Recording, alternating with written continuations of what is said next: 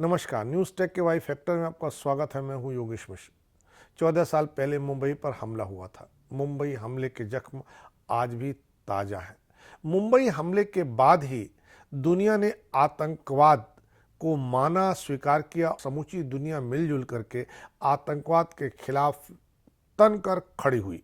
इसी हमले ने हमें राष्ट्रीय सुरक्षा में खामियां देखने के लिए प्रेरित किया। उसके बाद देश ने सुरक्षा में इस तरह के रद्दोबदल परिवर्तन किए कि 14 साल बीतने के बाद भी आतंकियों के हौसले भारत की ओर देखने के नहीं बन पाए। उस हमले ने राष्ट्रीय सुरक्षा उपाय के प्रति हमारी उदासीनता को उजागर किया था।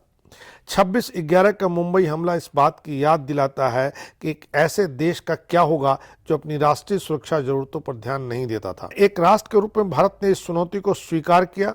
यह सुनिश्चित करने के लिए सभी बाधाओं के खिलाफ दृढ़ता से खड़ा रहा कि आतंकवादी कभी भी ऐसा दोबारा न कर पाए। ऐसा लगता है कि आतंक के खिलाफ हमारे संकल्प ने हमें और मजबूती दी। आतंकियों के हौसले पस्त रहे। मुंबई हमले के बाद सरकार देश की सीमा सुरक्षा को बढ़ाने के लिए बहुत साहसिक कदमों के साथ हरकत में आई। यह सुनिश्चित करने के लिए कई उपाय किए गए ताकि भारत के किसी भी हिस्से में 26/11 जैसे हमलों की पुनरावृत्ति न हो। मुंबई में आतंक समुद्र के रास्ते से आए थे। इस हमले के बाद भारत ने अपने तटीय सुरक्षा के प्रति गंभीर उपाय किए। अब तटीय सुरक्षा परियोजना अच्छी तरह से चल रही है।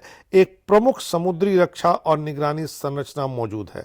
इसके अलावा सबसे महत्वपूर्ण सबक यह सीखा गया कि तटीय इंफ्रास्ट्रक्चर के प्रति जागरूकता जरूरी है। तटीय निगरानी नेटवर्क बखूबी काम कर रहा है। जागरूकता बढ़ाने के लिए शिपिंग डेटा के आसान संग्रह और प्रसार के लिए सूचना प्रबंधन और विश्लेषण केंद्र शुरू कर दिए गए हैं। 26/11 हमलों के बाद ऑपरेशन सागर कवच शुरू किया गया। इससे भारतीय नौसेना, तटरक्षकों, स्थानीय पुलिस सहित कई सुरक्षा एजेंसियों के बीच समन्वय और सुधार दोनों बढ़े। साथ ही इंटेलिजेंस ब्यूरो के साथ बहु एजेंसी केंद्रों की स्थापना की गई। सभी सुरक्षा एजेंसियों के साथ सूचना साझा करने के लिए ऐसे 30 केंद्र खोले गए। भारत का तटीय क्षेत्र बहुत विशाल है। इसी के अनुरूप मछली पकड़ने का व्यवसाय भी है। मुंबई हमलों के बाद मछली पकड़ने वाली सभी नौकाओं को सतत ट्रैक करने के लिए एक प्रणाली स्थापित की गई। मछुआरों को बायोमेट्रिक्स कार्ड जारी करना, ऑनलाइन पंजीकरण, स्वचालित पहचान प्रणाली आदि का उपयोग जैसे कदम उठाए गए।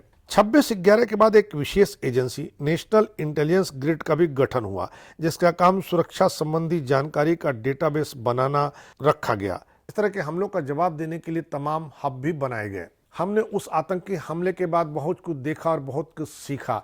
दुनिया आतंकवाद की विभीषिका के सामने खड़ी होने के तैयार हुई। यह माना लोगों ने कि भारत आतंकवाद का सबसे अधिक शिकार है और यह आतंकवाद निश्चित तौर से पाकिस्तान प्रायोजित आतंकवादी है। हालांकि दुनिया के पैमाने पर अभी भी पाकिस्तान को अलग थलग करने की कोई ठोस कोशिश नहीं हुई है, लेकिन इतना तो स्थापित हो गया कि दुनिया भर में आतंकवाद को संरक्षण देने का काम पाकिस्तान करता है। भारत के आतंकी हमलों का एकमात्र जिम्मेदार पाकिस्तान है।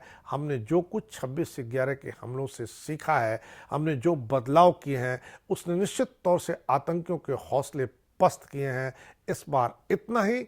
अगली बार फिर मिलेंगे किसी नए सवाल पर नए ढंग से बात करने के लिए। तब तक के लिए नमस्कार।